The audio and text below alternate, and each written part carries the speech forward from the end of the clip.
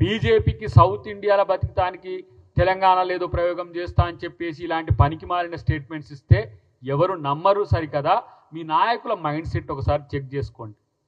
సైకాలజిస్టులను చూపించుకుంటారా, సైక్రియాటిస్టులను చూపించుకుంటారా? మేము డాక్టర్లను ప్రొవైడ్ చేస్తాం.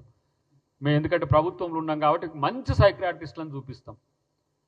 మోకాళ్ళ నుంచి అరికాళ్ళ జారిపోని, అరికాళ్ళ నుంచి అసలు బుద్ధే లేకపోని, మైండే లేకపోని, ఈ మైండ్ లేని ప్రకటనల వల్ల తెలంగాణ ప్రజలకి ఇబ్బందులు క్రియేట్ చేయకండి.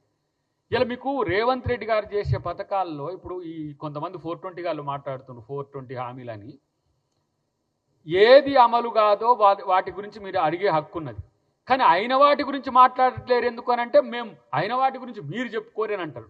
ఇప్పుడు ఈరోజు రేవంత్ రెడ్డి గారి మీద చేసే ఈ ప్రచారాలు ఏవైతే అసత్య ప్రచారాలు, అబద్ధ ప్రచారాలు ఏవైతే ఉన్నాయో అది కూడా ప్రజలు నమ్మట్లేరు. కాబట్టి ఫస్ట్ ఏంది కంచగచ్చిబౌలి, తర్వాత ఏమైంది మళ్ళీ ఈ హామీలకు సంబంధించి వచ్చిర్రు, మళ్ళీ ఏమైంది బీజేపీ బీఆర్ఎస్కి సంబంధించి అలా మీటింగ్ సంబంధించి అది కాలే.